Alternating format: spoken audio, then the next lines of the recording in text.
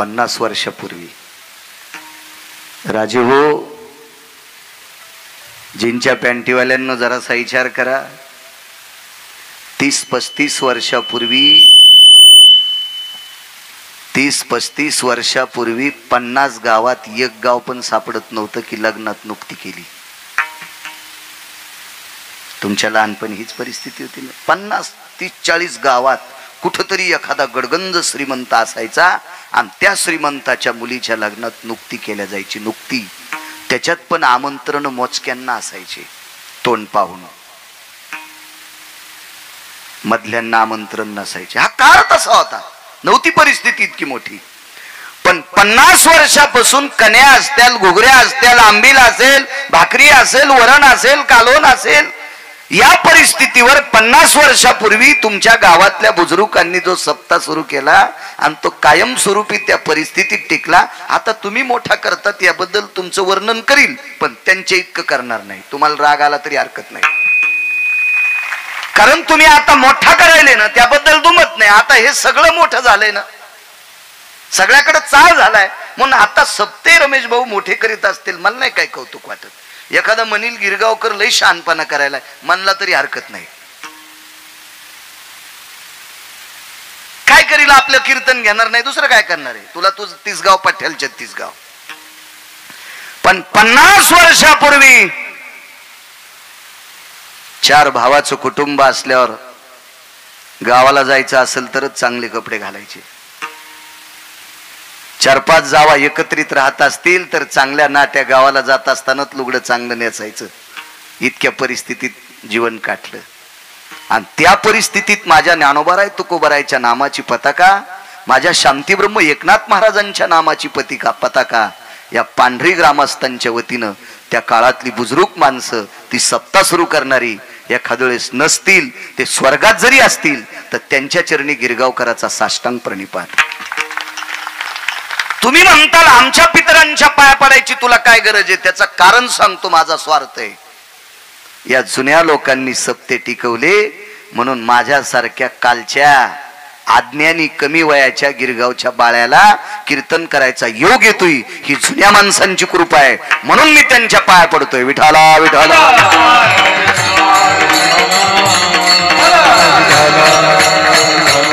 तुझ्या गावात जेवढ्या नावाची मंडळी असतील तेवढ्यांना मनपूर्वक प्रणाम, धन्यवाद. तारखेच्या संदर्भात भीमरावजी पैठणे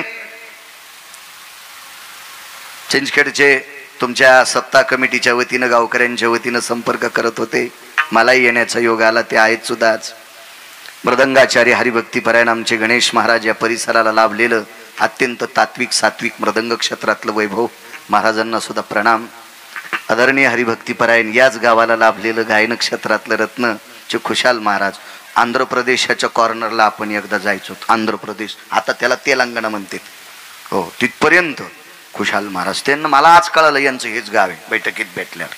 वा, चे खुशाल महाराज तुम्हाला सुद्धा प्रणाम. आदरणीय आमचे हरिभक्तीपरायण काकडे महाराज आहेत, वारकरी माणूस छान. काकडे महाराजांना सुद्धा धन्यवाद प्रणाम. त्यांच्या बाजूचे दादा आहेत त्यांना प्रणाम, चौबदार आहेत त्यांना प्रणाम, इनेकरी बाबा आहेत त्यांना प्रणाम. गायन क्षेत्रातलं तज्ञरत्न संगीत विशारद आदरणीय हरिभक्तीपरायण आमचे संतोषजी महाराज, गोड ज्यांचा आवाजावर प्रभुत्व आहे, महाराज तुम्हाला सुद्धा प्रणाम. बाजूचे हरिभक्तीपरायण अहिलाजी महाराज आहेत, महाराज तुम्हाला सुद्धा प्रणाम. सर्वांना मस्तक माझा पायावरी या वारकरी संतांच्या पंचकृषीतून आलेला तुम्ही श्रोता वर्ग, अमूल्य वेळ खर्च करून माझ्या ज्ञानोबाराय तुकोबाराय नाथबाबा सावता महाराज सेना महाराज या संतांच्या नामचिंतना करता तुम्ही वेळ देता, म्हणून आळंदीतल्या मालकांच्या हुकोक्तीनुसार तुमच्या चरणी साष्टांग प्रणिपात करतोय. तुम्ही कथा कीर्तनातला श्रोता हा प्रत्यक्ष शंकर असतो, तुम्हाला प्रणाम करतोय.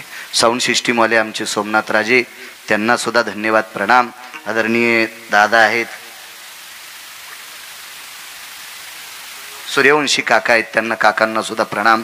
आधी करून आमचे रमेश भाऊ आहेत, भीमरावजी आहेत, टकले अण्णा आलेले, सुजित आधी करून, आणि कॅमेरेवाले अजय, सगळेच माणसं तुम्हाला सगळ्यांना प्रणाम करतो. फक्त अभंगाचं कडवं टाक जरे, एकच विनंती लावा. अरे ज्ञानोबाराय तुकोबारायच्या नामाचा प्रचार करतात तुम्ही, तुम्ही सुद्धा कीर्तनकाराच्या बरोबरीचे आहात, फक्त अभंगाचं कडवं टाकी जा. विठाला विठाला विठाला.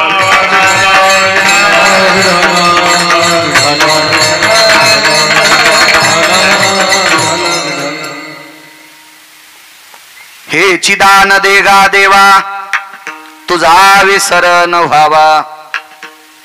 तुकोबाराय जगाच्या मालकाला एक दान मागतात, देवा मला तुझा विसर पडला नाही पाहिजे, एवढं देऊन टाक. वाटेल ते देण्यासाठी जगाचा मालक तयार आहे. काय देता येत नाही त्याला? या सृष्टीतल्या प्रत्येक घडामोडी ज्याच्या मुठीत आहे तो काय देऊ शकत नाही, काय देऊ शकत नाही.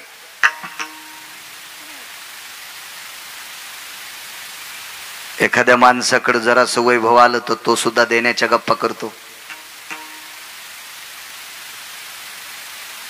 त्या विश्वाचं वैभव ज्याच्या ताब्यात आहे तो किती देत असेल कल्पना करा. त्याला काय देता येणार नाही, काय नाविन्य असेल त्या मालकाकडे.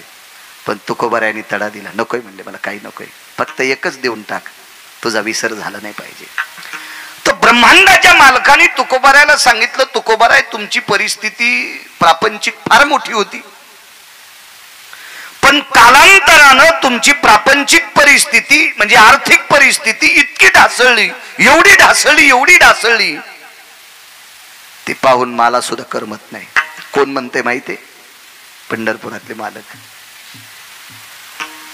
तुकोबारायने सांगितलं, देवा माझी प्रापंचिक परिस्थिती पाहून जरी तुम्हाला करमत नसेल,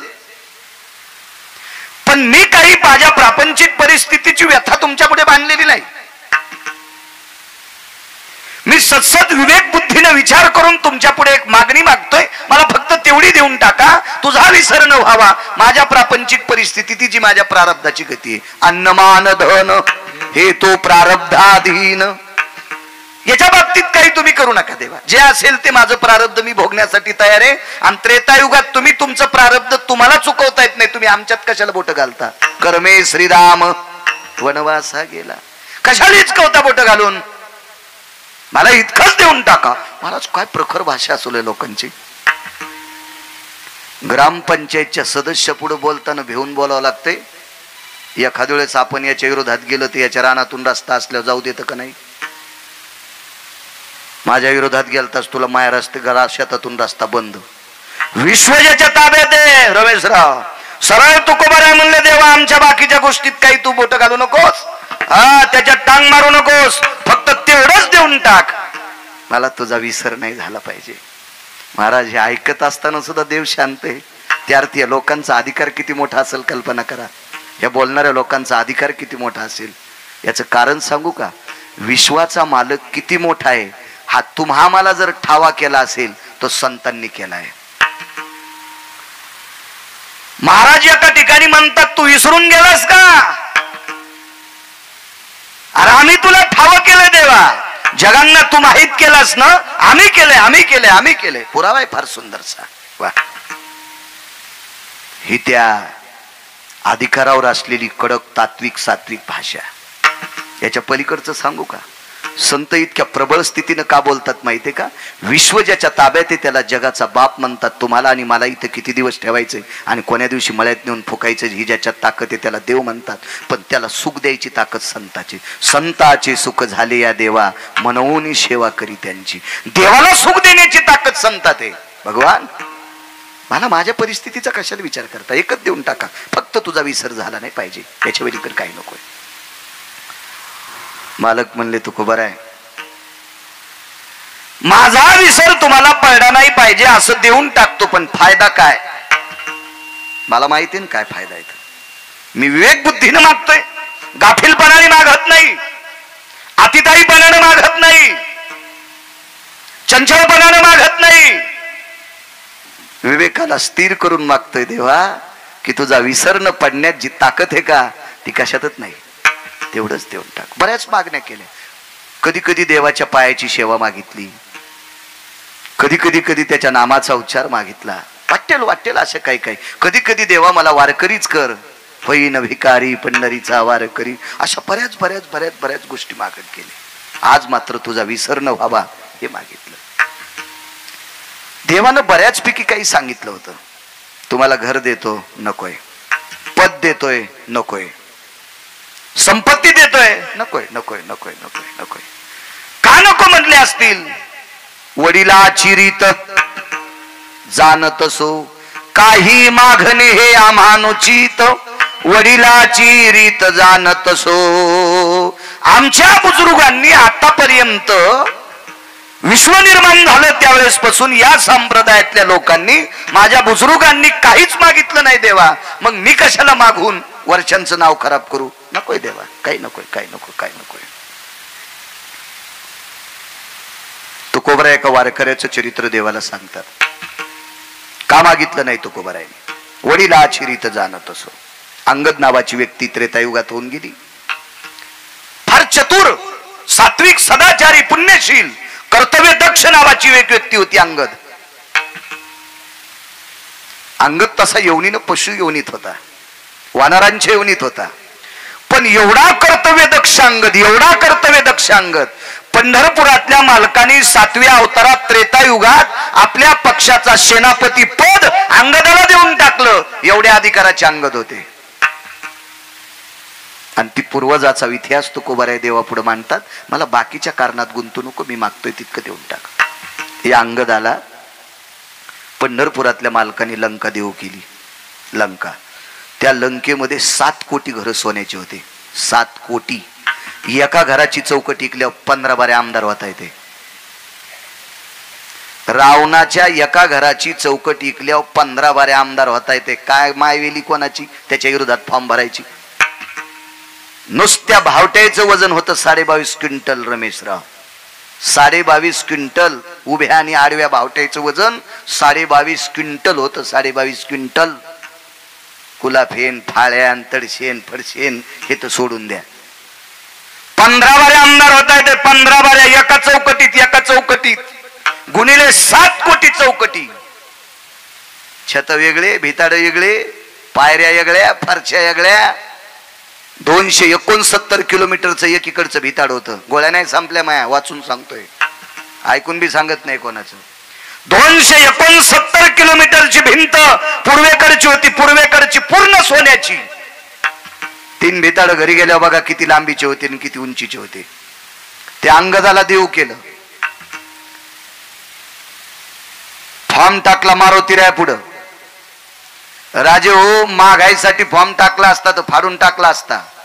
देण्यासाठी फॉर्म टाकला. मारुतीरायने सांगितलं तुमचं तुम्ही बघा. 7 कोटी घराची लंका देऊ केली अंगदाला. आणि मारुतीरायला सांगितलं तुझ्या हाताने देऊन टाक. मारुतीराय म्हणले जरी आमच्या कुळातला असेल पण मला खालीवरी बोलून तुम्ही ठरवा. अंगदाला जवळ बोलवलं. अंगदा, जी मालक, जी जी जी जी. रावण मरेपर्यंत सीता देत नाही. होय. आणि रावण मारल्याशिवाय मला सीता नेता येत नाही. आणि रावण मारल्यावर मी लंका देऊच कोणाला, मला वाटतं तुला देऊन टाकावी. अंगदानं सांगितलं देवा याच्यानंतर हा शब्द वापरायचा नाही, वापरायचा नाही, हा शब्द वापरायचा नाही. कशामुळे मला लंका द्यायले? ऐक ना अंगदा, तुझ्या बापाला मी मारलं रे, वालीला मी मारले.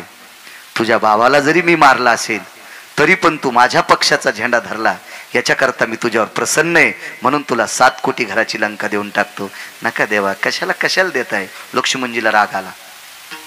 लक्ष्मण शेषाचा अवतार, थोडासा राग येणं साहजिक आहे.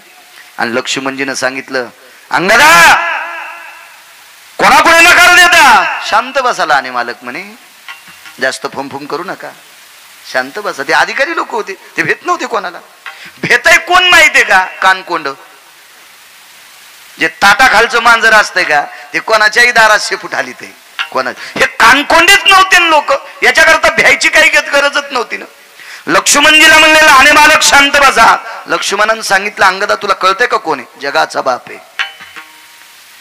मग लंका भेटते का कोणाला? पण ती तुमच्यासाठी दुर्मिळ असेल, आमच्यासाठी सुलभ आहे. लक्ष्मणजीला माहीतच नव्हते पोरग किती अधिकारी बापाचे.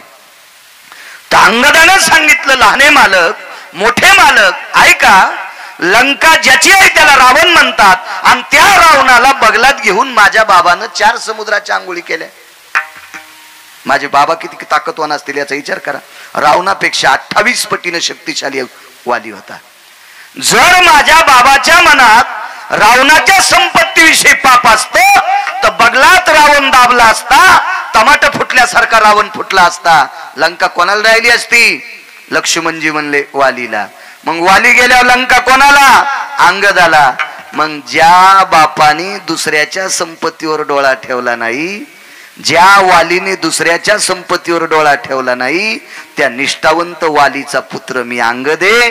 मलाही सुद्धा लंकेवर डोळा ठेवून मालकाचं भजन करायचं नाही, निष्काम सेवा करायची. नकोय नकोय. म्हणून हे अष्टादश संतांपैकी मालक म्हणतात, वडिलाची रीत जाणत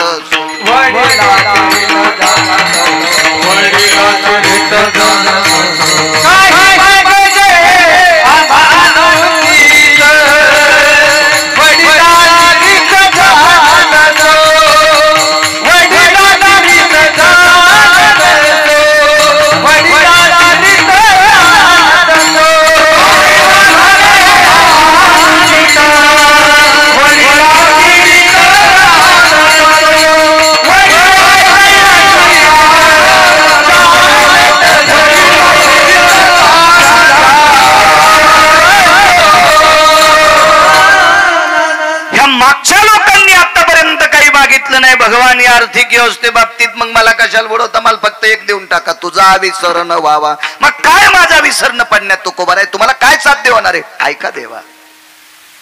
द्वापार युगामध्ये पांडवांचं कौरवाचं वैर झालं. अत्यंत विकोपाचं वैर होतं, ते टोकाचं वैर होतं.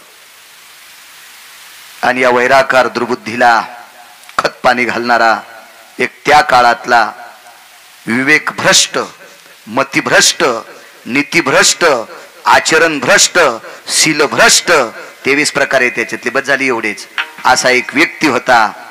तो त्याचं नाव होतं शकुनी, गांधार देशाचा राजा. आणि या शकुनी नावाच्या व्यक्तीनं 2 भावाच्या मधात विष कालवलं. एके दिवशी शकुनीनं सांगितलं, बाचे बुवा, पांडवायला एक नवीन घर करा, लाक्षाग्रह राहिला. पुरोचन नावाच्या व्यक्तीच्या हाताने तुझा विसर न व्हावा का मागितलं तुकोबारायने. गावाच्या हस्तनापुराच्या बाहेर बऱ्याच दूर एक घर बांधलं. इतका मोठा बंगला, इतका मोठा बंगला. त्याच्यात राळ, रांजा, कापूर, वेळूच्या चिवट्या असे ज्वलनशील पदार्थ टाकले आणि सुंदरसं घर तयार केलं. घराला रंगरंगोटी केली. घडीवर बघावा असं घर होतं. इंद्राच्या वैभवाला लाजविल इतकं सुंदरसं लाक्षाग्रह होतं. पण ते घर म्हणजे मृत्यूचा सापळा होता. त्याला अग्नी लागल्याबरोबर 11 सेकंदात घर जळणार होतं. एवढी मोठी त्याच्यात प्रभावशाली ज्वलनशील क्षमता होती. आणि एके दिवशी दुर्योधन आला आणि आपल्या काकीला म्हणतो, काकी, तवी आता त्या घराची पडझड झालेली. बाबा राजे आहेत माझे, मी राजपुत्र आहे, राजकुमार आहे. या नात्याने माझ्या काकीला आणि माझ्या भावाला चांगल्या प्रतीचं घर भेटावं याच्याकरता तुमच्यासाठी त्या घराचं नियोजन केलंय. पण कुंती अधिकारी स्त्री होती. कुंतीनं होकार दिला पण राहण्यासाठी जात नव्हती. कुंतीनं सांगितलं, सुयोधन राजकुमार जाते एके दिवशी.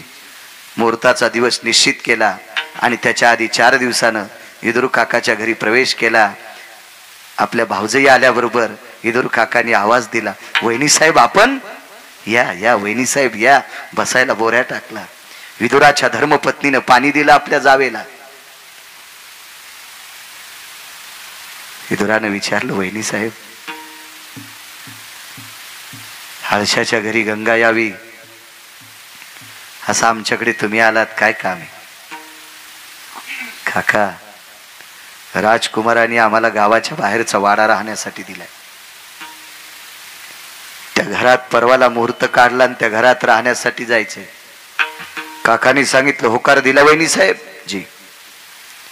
जा आता. होकार दिलाय त्या अर्थी जावा लागन वहिनी साहेब. पण लक्षात ठेवा, ज्या दिवशी राहण्यासाठी जाताल त्या दिवशी 2 मिनिटं माझ्याकडे येऊन जा. निश्चय केला.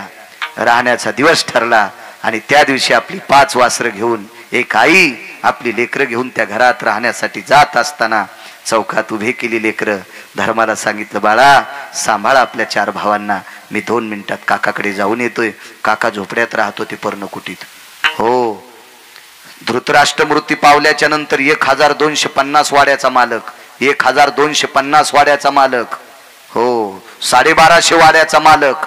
पण झोपड्यात राहत होता 12 वर्षाच्या झोपड्यात. विरक्तातला आरूढ व्यक्ती, राजकारणातला 2 नंबरचा डॉन होते विदुर काका. राजकारणातले 2 नंबर. पृथ्वीवर जितके देश आहेत का, एकाही देशामध्ये